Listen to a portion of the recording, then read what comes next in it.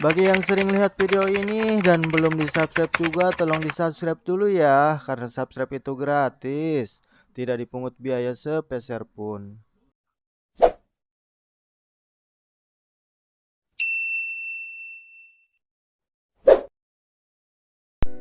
Halo teman-teman, kembali lagi bersama saya di channel Sahabat Investor.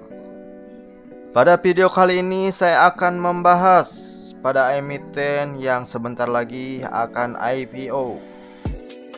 Teman-teman bisa memesannya pada website e-strip IPO. Yuk langsung saja kita ke pembahasannya dan tonton video ini sampai selesai. PT Formosa Ingredient Factory Tbk, kode emiten boba, sektor customer non-cyclical, subsektor proses food, bidang usaha produksi tapioka curd, topping jelly, popping boba, premium saus, sirup, dan pre-made powder. Ringkasan perusahaan emiten. Perseroan didirikan dengan nama PT Formosa Ingredient Factory. Berdasarkan akte pendirian perseroan terbatas, perseroan memiliki kegiatan usaha utama pada bidang produk tapioka powder, topping jelly, popping boba, premium saus, sirup, dan premium powder.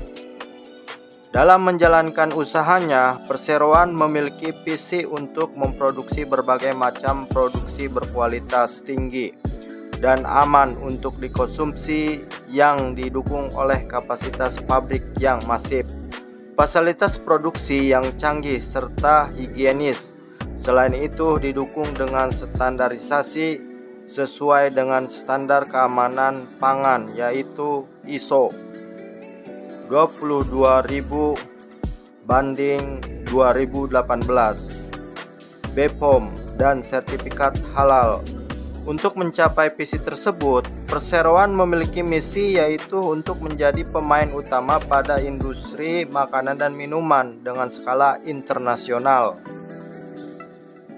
Sesuai masa penawaran awal 5-11 Oktober 2021, perkiraan tanggal efektif 21 Oktober 2021, perkiraan masa penawaran umum 22-28 Oktober 2021, perkiraan tanggal penjatahan 28 Oktober 2021, perkiraan tanggal distribusi saham 29 Oktober 2021, perkiraan tanggal pencatatan di Bursa Efek Indonesia 1 November 2021. Penawaran umum perdana saham sebanyak-banyaknya sebesar 140 juta saham baru yang merupakan saham biasa atas nama atau sebanyak-banyaknya sebesar 12,11%. Dari modal ditetapkan dan disetor perseroan setelah penawaran umum perdana saham dengan nominal Rp50. Setiap saham yang ditawarkan kepada masyarakat dengan harga penawaran sebesar Rp250 sampai dengan Rp280. Setiap saham pemesanan saham melalui sistem penawaran umum elektronik harus disertai dengan ketersediaan dana yang cukup pada rekening dana nasabah. Pemesan yang terhubung dengan sub rekening pemesan yang digunakan untuk melakukan pemesanan saham. Jumlah penawaran umum perdana saham adalah sebanyak-banyaknya Rp35 miliar sampai dengan Rp39.200 miliar. Seluruh saham yang ditawarkan dalam penawaran umum perdana saham ini akan memberikan kepada pemegang hak yang sama dan sederajat dalam segala hal dengan saham biasa atas nama lainnya dari perseroan yang telah ditetapkan dan disetor penuh, termasuk antara lain hak atas pembagian dividen, hak untuk mengeluarkan suara dalam RUPS, hak atas pembagian saham bonus dan hak memesan efek terlebih dahulu. Penjamin pelaksana emisi efek dan penjamin emisi efek yang namanya tercantum di bawah ini menjamin dengan kesanggupan penuh terhadap sisa saham yang ditawarkan yang tidak dipesan dalam penawaran umum perdana saham perseroan.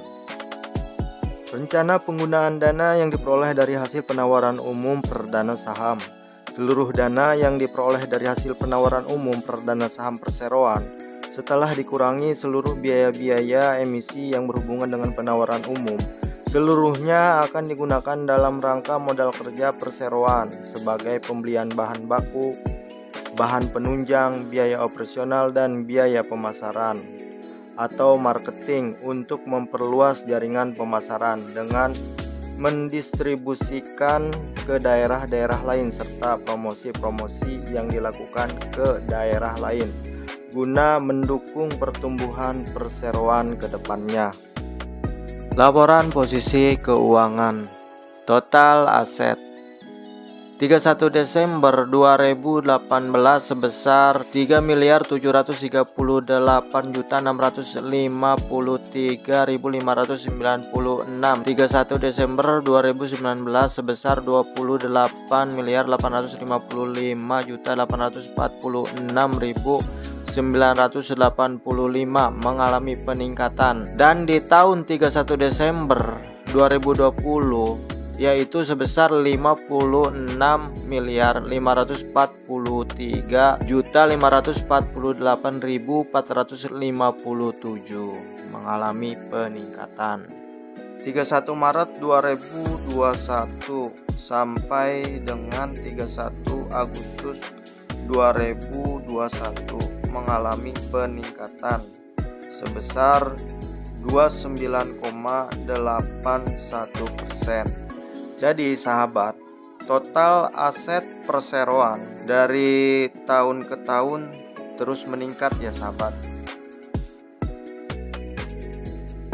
Liabilitas per 31 Desember 2018 jumlah liabilitas yaitu sebesar 3.607.753.408. 2019 yaitu sebesar 11.218.625.658 mengalami peningkatan. 2020 yaitu sebesar 20.156.496.760 mengalami peningkatan. 2021 yaitu sebesar 14.324.151.314 mengalami penurunan. Tahun 2021 31 Agustus yaitu sebesar 9.558.843.878 mengalami penurunan. Ekuitas. Jumlah ekuitas pada 31 Desember 2018 yaitu sebesar 130.9.188. 31 Desember 2019 yaitu sebesar 17.639.221.327 mengalami peningkatan. 31 Desember 2020 yaitu sebesar 36.381.961.697 mengalami peningkatan. Dan 31 Maret 2021 yaitu sebesar 65.939.507.508 mengalami peningkatan. 31 Agustus 2021 yaitu sebesar 94.630.143.700 mengalami peningkatan setara 81,21%. Hal ini disebabkan oleh adanya peningkatan pada modal dasar. Penjualan perusahaan 31 Desember 2018 sampai 2020 mengalami peningkatan yang signifikan. 31 Maret 2021 mengalami penurunan. 31 Agustus 2021 mengalami peningkatan. Penurunan pada tanggal 31 Maret 2021 atau sebesar 43,67%.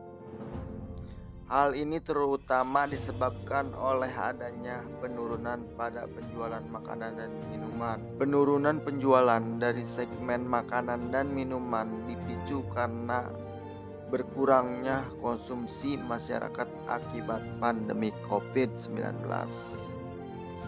Beban pokok penjualan 31 Desember 2018 yaitu sebesar 1.827. 31 Desember 2019 yaitu sebesar 23.364 mengalami peningkatan.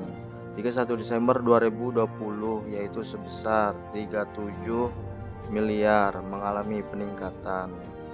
31 Maret 2021 yaitu sebesar 7 miliar. 31 Agustus 2021 mengalami peningkatan. Pada beban pokok penjualan 31 Maret 2021 mengalami penurunan. Pada pembelian bahan baku merupakan salah satu strategi perseroan untuk mengantisipasi penurunan daya beli masyarakat akibat tekanan dari pandemi COVID-19. Hal ini juga dapat dilakukan oleh perseroan karena masih tersedianya persediaan awal per 31 Maret 2020 masih mencukupi untuk produksi perseroan. Laba kotor. Perbandingan laba kotor 31 Agustus 2021 yaitu sebesar 20 miliar 347 mengalami penurunan sebesar 0,11% dibandingkan dengan laba kotor perseroan pada tanggal 31 Agustus 2020 sebesar 20 miliar 370 juta. 31 Maret 2020 adalah sebesar 5 miliar 630 juta mengalami penurunan sebesar 48,86% dibandingkan dengan laba kotor 31 Maret 2020 sebesar 11 miliar. Hal ini terutama disebabkan oleh adanya penurunan penjualan yang signifikan. Laba rugi tahun berjalan 31 Agustus 2021 sebesar 11 miliar mengalami penurunan atau sebesar 11,51% dibandingkan dengan laba tahun berjalan perseroan pada 31 Agustus 2020 sebesar 11 miliar. 31 Maret 2021 adalah sebesar 2 miliar mengalami penurunan sebesar 58,32% dibandingkan dengan laba tahun berjalan perseroan pada tanggal 31 Maret 2020 sebesar 7 miliar. Hal ini terutama disebabkan oleh adanya penurunan pada laba sebelum pajak perseroan. Arus kas dari aktivitas pendanaan 31 Maret 2021 adalah sebesar 26 miliar mengalami peningkatan sebesar 23 miliar atau sebesar 888,44% dibandingkan dengan kas bersih diperoleh dari aktivitas pendanaan perseroan pada tanggal 31 Desember 2020 sebesar 2 miliar. Hal ini terutama disebabkan oleh adanya peningkatan penambahan setoran modal perseroan sebesar 30 miliar. Penambahan modal ini mengakibatkan ekuitas perseroan bertambah ya teman-teman. Kesimpulan, poin pertama, Boba merasa perusahaan bagus, saham yang ditawarkan ke masyarakat sedikit yaitu 12,11%. Poin kedua, kinerja Boba di tahun 2018 hingga 2020 sangatlah bagus, akan tetapi di tahun 2021 kinerjanya malah stagnan. Poin ketiga, perusahaan berkomitmen membagikan dividen 2022 dengan hasil laba tahunan sebanyak-banyaknya 50%. Poin keempat, valuasi Boba ini tidak terlalu mahal daripada sektor sejenisnya. Poin kelima, ada 3 pemegang saham terakhir yang masuk di harga bawah IPO. Tapi di prospektus Boba ini, jadi pemegang saham yang masuk 6 bulan sebelum IPO dilarang menjual atau mengalihkan sahamnya sebelum 8 bulan setelah IPO. Jadi kalau kita beli jangka pendek, amanlah. Oke, terima kasih telah menonton video ini. Kalau video ini bermanfaat, jangan lupa untuk di-subscribe, di-like, dan di-share biar tidak ketinggalan video updatean terbaru lainnya. Makasih, bye-bye.